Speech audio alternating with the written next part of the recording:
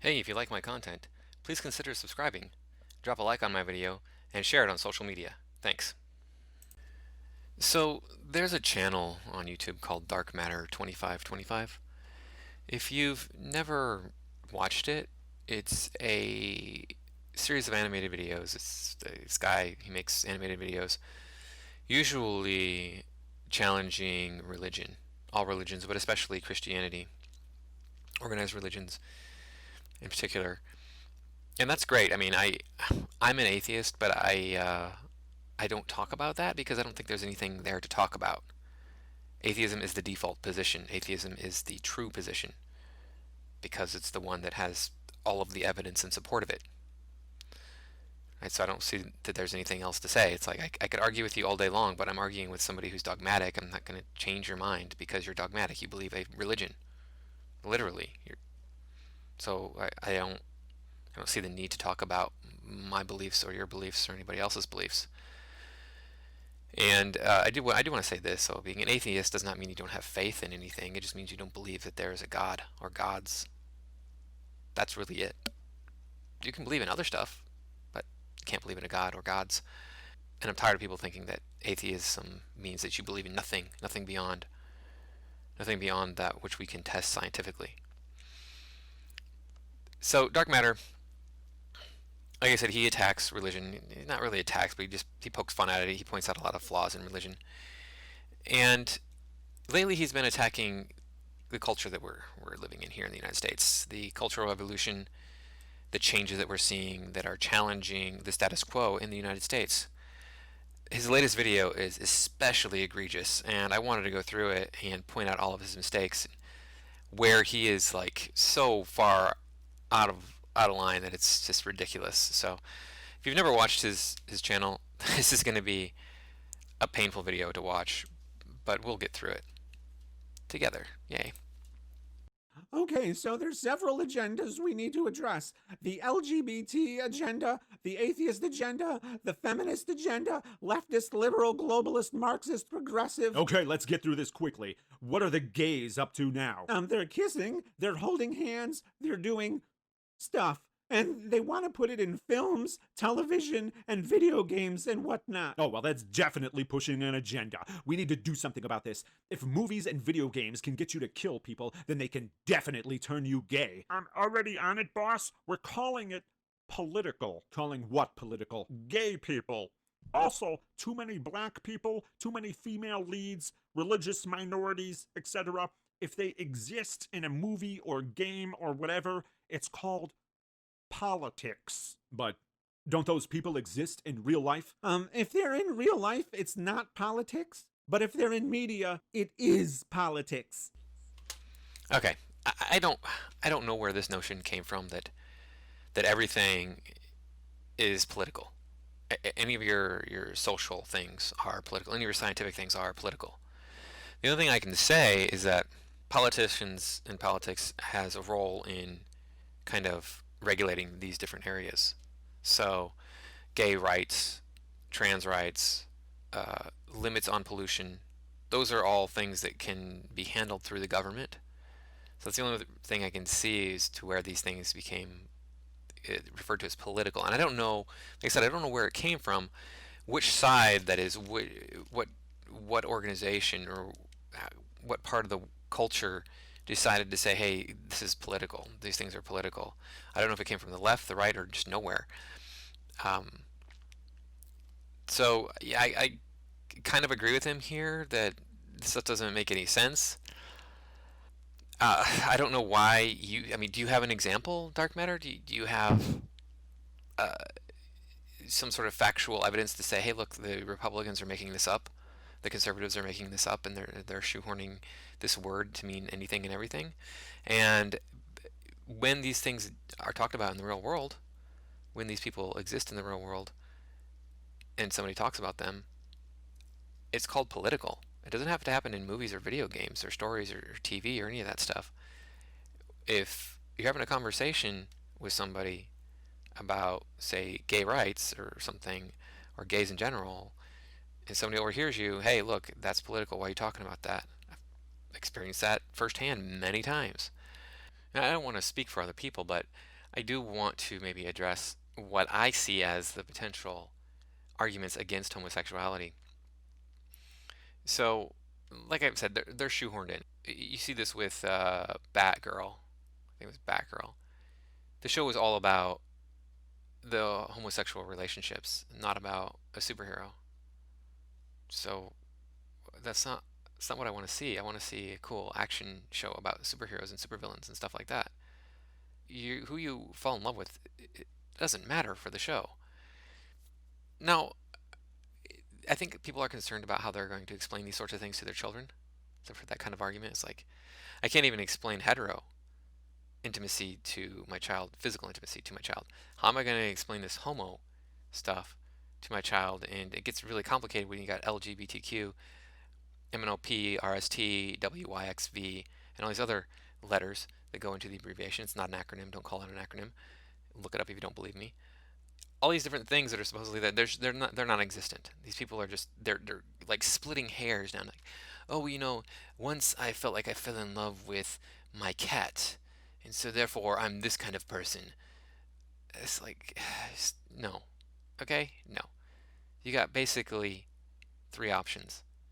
You like the opposite, you like the same, or you like both. That's it.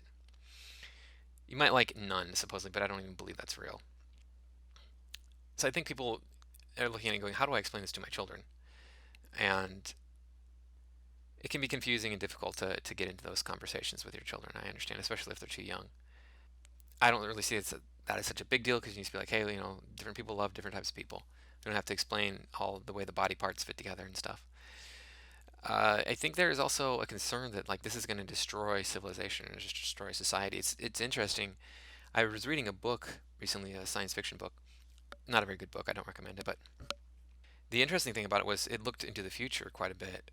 And what happened was when Earth got to like 20 billion people, we couldn't support the population of the planet. So what they did was they genetically engineered and socially engineered people to be interested in same-sex relationships only. Then they could control all breeding in the population, and it reduced the population down to like 1 billion people. So, a legitimate concern, but perhaps is if, 90% of the population becomes of this persuasion, then you're not going to have babies anymore. If you don't have babies, your civilization is done. It's going to end, right? There is an issue with immigration. Now, a lot of you might be saying, like, what does the government have to do with who I fall in love with, who I decide to spend my life with, right? So regarding marriage. And I get that argument that, yeah, it's not the government's business who I love, right? But since marriage leads to citizenship in this country, it is the government's business who is a citizen. Since you can marry somebody who is not a citizen of the country or not a resident of the country, it becomes their business who you marry. And so having marriage between any two couples, it doesn't matter what their gender is, this opens up the door for more immigration fraud, right? Two men can just get together and be like, yeah, we'll be, we'll pretend, and I can get you in the country. Just pay me, $15,000 or whatever. So there is that as a concern. I already mentioned this, but there's the expansion of this LGBTQ and all these other letters that they've added on there. That it's like, no, there's three. LGB, okay? There's three. I don't care what else you are. You're one of those three or straight. So just shut up and live with it. And then the thing that really bothers me is all these pronouns being added on to the language now, and how I have to respect your pronouns. And that's not happening. I can tell you exactly right now, that's not happening. So Mark, John, and Sarah go to the movies together. They get in line to buy tickets, but they forgot their wallet, so they had to go back to the car to get the wallet out of the car because the movie's rated R and they look young. So by the time they got back with their wallet to prove their identity, they had gotten into line to get popcorn while they went to the bathroom. And once they got there, they found out that the ticket had already been purchased for them even though they didn't have their ID with them, so they had to talk to the usher and prove their identity or their age with the usher and their friend. But that caused a problem because they were already in line getting popcorn, or they were already in the bathroom. You don't know who's doing what.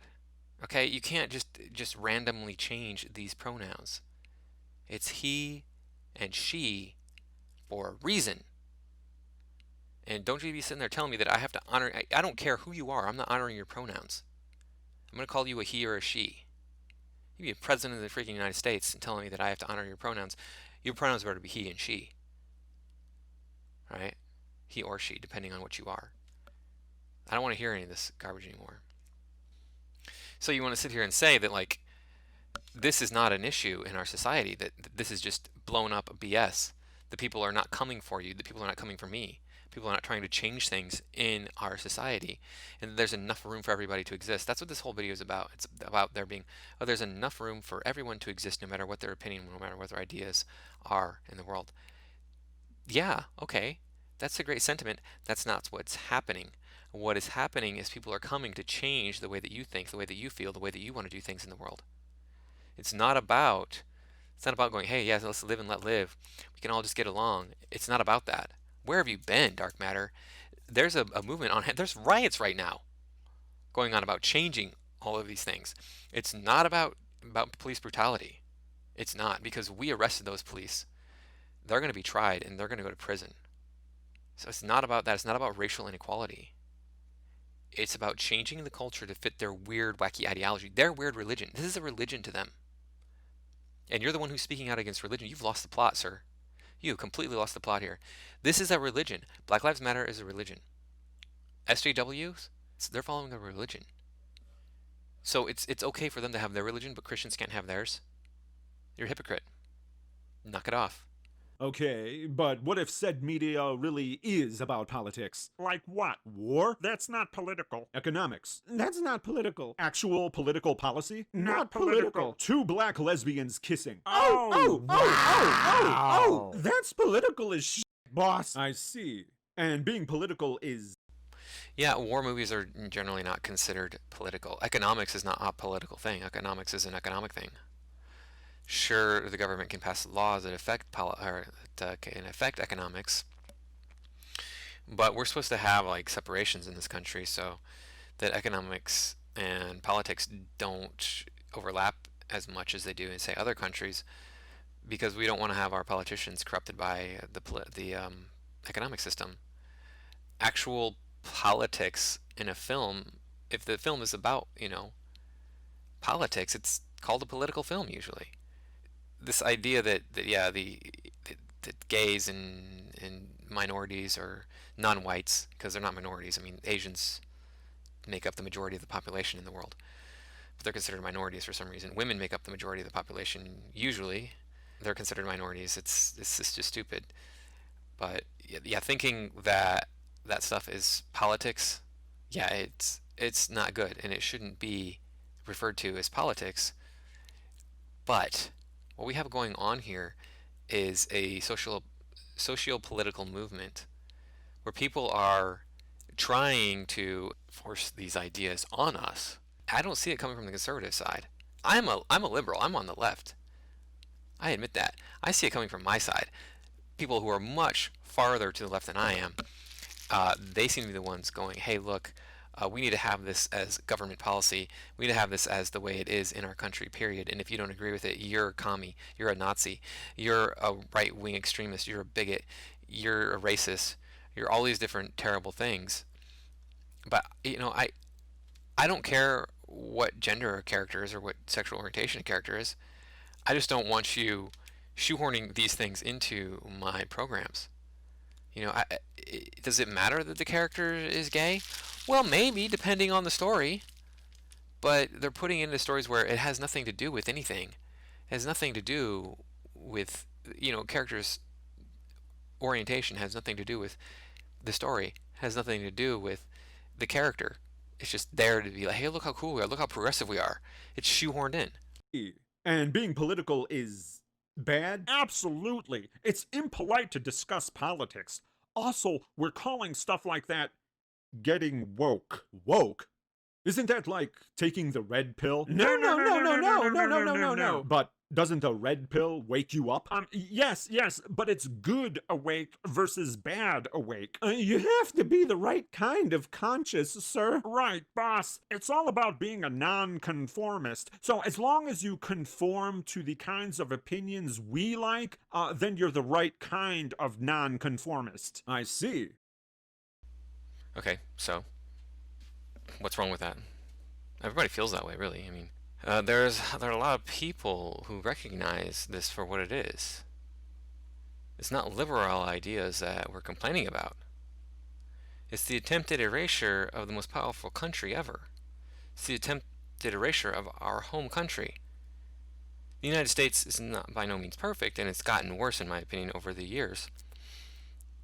The thing is, the United States pioneered a lot of these good ideas, and by pioneering these good ideas, it allowed for people to be in the position that they are in today, where they're standing up to police brutality and things of that nature, which are really not they're not issues. We need to focus on the real issues. And taking the red pill is different from getting woke. It's called being a healthy skeptic versus being a sheep.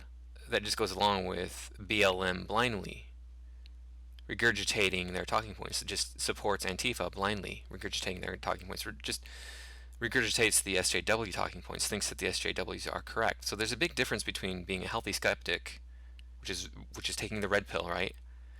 Getting woke is, yeah, I know the right answer because it sounds good. It sounds good to say, hey, Black Lives Matter. Of course, Black Lives Matter. Of course, black people should not be getting killed, any more so than any other race of people.